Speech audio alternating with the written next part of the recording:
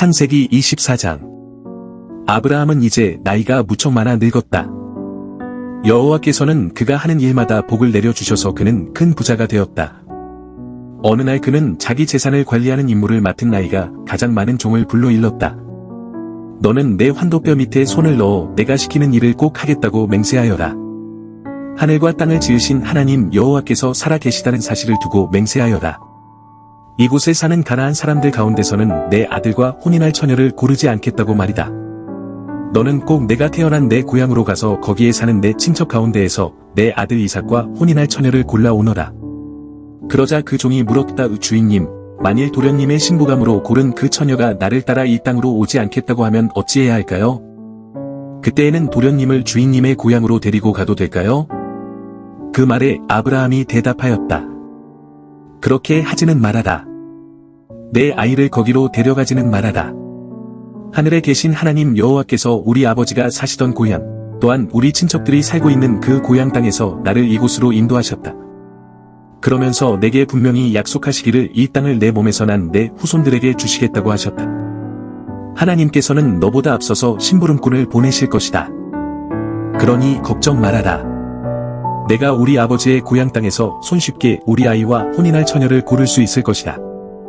혹시라도 그 처녀가 너를 따라오지 않으려 한다면 내가 한 맹세가 너하고는 아무런 상관도 없게 되는 것이니 염려 말아라. 어떤 상황에 처하더라도 내 아이를 그곳으로 데려갈 생각은 하지 말아라. 그래서 그 종은 주인 아브라함의 환도뼈 밑에 손을 넣고는 아브라함이 시키는 대로 맹세하였다. 아브라함의 재산을 모두 맡아 관리를 책임지고 있는 그 종은 낙타 10마리를 이끌고 길을 떠나 나홀이 살고 있는 북부 메소포타미아의 한 성읍에 이르렀다. 그 성읍에 도착하여 성읍 밖에 있는 우물가에서 살고 간 낙타를 쉬게 하였다. 때는 저녁쯤이라 동네 안악들이 우물로 물을 길러올 때였다. 그 종은 거기서 여호와께 기도를 드렸다. 우리 주인님 아브라함이 섬겨 모시는 하나님 여호와여, 오늘 이것이 이곳까지 찾아온 목적을 잘 이룰 수 있도록 도와주소서. 우리 주인님께 하신 약속을 꼭 이루어 주소서. 은총을 베풀어 주소서. 성읍에 살고 있는 아낙네들이 이제 이 우물로 물을 길러 나올 것입니다. 그 가운데에서 한 처녀에게 이렇게 말하렵니다. 아가씨, 물 한 아리를 내려 내게 물을 마시게 해주시오. 그때 그 아가씨가 예, 어르신. 어르신의 낙타에게도 물을 먹이겠어요 하고 말한다면 그 아가씨가 바로 우리 도련님 이삭의 짝으로 하나님께서 정해 놓으신 아가씨인 줄 알겠습니다. 이런 일이 일어난다면 우리 하나님께서 주인님께 은총을 베푸시어 약속을 들어주신 줄로 믿겠습니다. 그가 이런 기도를 채 마치기도 전에 리브가가 어깨에 물 항아리를 메고 우물가로 다가왔다. 리브가는 아브라함의 동생 나홀과 그 아내 밀가 사이에서 태어난 부두엘의 딸이었다. 그 아가씨는 매우 아리따고 예쁜 처녀였다. 그녀는 우물로 내려가 항아리를 내려놓고 물을 가득 채워서 다시 어깨에 메고 집으로 돌아가려 하였다. 아브라함의 종은 뛰어가 아가씨, 물 좀 마실 수 있겠소? 목이 마르오 하였다. 그러시지요. 여기 있어요 하고 그 아가씨가 대답하였다. 그러고는 어깨에 메고 있던 물 항아리를 내려 그에게 물을 떠주었다. 리브가는 그가 물을 다 마실 때까지 기다리고 있다가 그가 물을 마시고 나자 어르신의 낙타에게도 물을 마시게 하지요 하였다. 그러고는 물 항아리에 남아있는 물을 구유에 쏟아 붓고는 낙타에게 충분히 물을 먹이려고 얼른 우물로 달려내려가 물을 더 길어왔다. 그는 리브가가 하는 일을 가만히 바라보았다. 그는 자기가 여기까지 찾아온 목적을 여호와께서 잘 이루어 주실까 하여 기다리고 있었던 것이다. 낙타가 물을 다 마시자 그는 값비싼 금코고리와 금팔찌 한 쌍을 리브가에게 주면서 물어보았다. 아가씨, 아버지가 니시오? 아가씨 집에 우리가 묵고 갈 방이 있는지 모르겠소. 예, 제 아버지는 부두엘이라 합니다. 할머니는 밀가이고 할아버지는 나홀이라 하지요. 이렇게 대답하면서 리브가는 말을 이었다. 저희 집에는 낙타에게 먹일 겨와 여물도 넉넉히 있습니다. 또 어르신께서 묵어 가실 방도 있습니다. 그는 무릎을 꿇고 엎드려 여호와께 기도드렸다. 우리 주인님이 섬겨 모시는 여호와 하나님, 정말 고맙습니다. 여호와께 참 믿으립니다. 우리 주인님에게 하신 약속을 잊지 않으시고 꼭 지켜주시는군요. 우리 주인님을 버리지 아니하시고 이토록 진실되이 약속을 지켜주시는군요. 주께서는 이것을 우리 주인님의 아우 집으로 인도하시는군요. 정말 고맙습니다. 그러는 동안 리브가는 집으로 달려가서 오물가에서 이러저러한 일이 있었다는 것을 식구들에게 말하였다. 리브가에게는 라반이라는 오빠가 있었다. 그가 집 밖으로 달려나가 아브라함의 종이 있던 우물가로 갔다. 누이 동생 리브가가 우물가에서 이러저러한 일이 있었다고 말하면서 코에는 값비싼 금코고리와 팔에도 값비싼 금팔찌를 끼고 있는 것을 보고는 급하게 우물가로 달려온 것이다. 정말 아브라함의 종이 우물가에 낙타와 함께 서 있었다. 라반은 그에게 다가가 이렇게 말하였다. 자, 이렇게 여기에 서 계시지만 마시고 우리 집으로 가시지요. 어르신은 여호와께 복받으신 분이시로군요.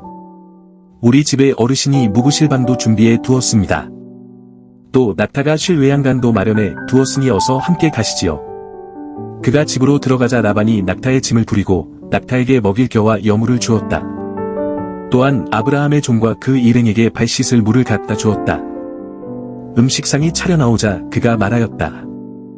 내가 여기에 온 목적을 다 말하기 전까지는 절대로 이 음식에 입을 대지 않겠습니다. 그러시다면 하실 말씀을 하시지요. 하고 라반이 대답하였다. 그가 말을 시작하였다. 나는 아브라함의 종입니다.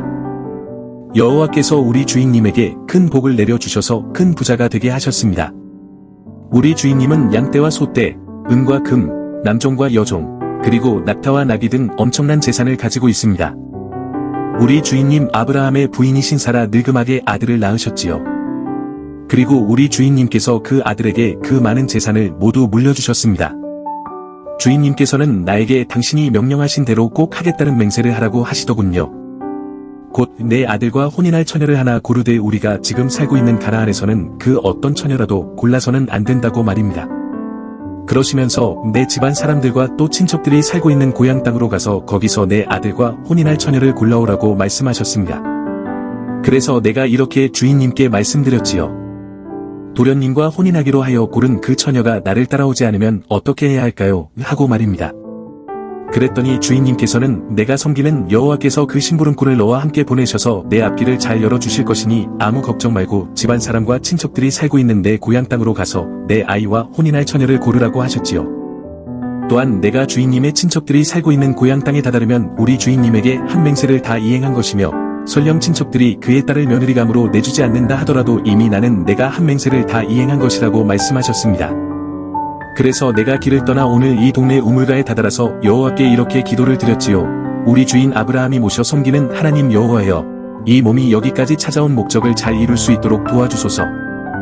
이 몸이 이곳 우물가에 와 있습니다. 젊은 아가씨가 물을 길러 이곳으로 올 때 그에게 마실 물을 좀 달라고 부탁하렵니다. 만일 그 아가씨가 물을 드시라고 하면서 항아리에서 물을 떠주고 또한 내 낙타에게도 물을 마시게 하면 바로 그 아가씨가 하나님께서 우리 도련님의 색시감으로 정해 놓으신 아가씨인 줄로 알겠습니다. 그런데 내가 기도를 채 마치기도 전에 바로 리브가 아가씨가 내가 서 있던 우물가로 나오더군요. 물을 길려고 물항아리를 어깨에 메고 오는 것이었지요. 그래서 내가 리브가 아가씨에게 아가씨, 물 좀 마실 수 있겠소 하고 부탁하자. 리브가 아가씨가 어깨에 메고 있던 물항아리를 얼른 내려 내게 물을 떠주면서 잡수시라고 하더군요. 그러면서 내가 끌고 온 낙타에게도 물을 마시게 하겠다면서 물을 더 길어와 내 낙타에게도 물을 먹게 하였습니다. 그래, 내가 아가씨에게 물어보았지요. 네 집 따님이시냐고요? 그랬더니 할머니는 밀가이고 할아버지는 나홀이며 아버지는 부두엘이라고 대답하더군요. 그래서 내가 금코고리를 꺼내어 코에 달아주고 금팔찌를 손에 끼워 주었지요. 이 늙은이는 무척 기뻤습니다.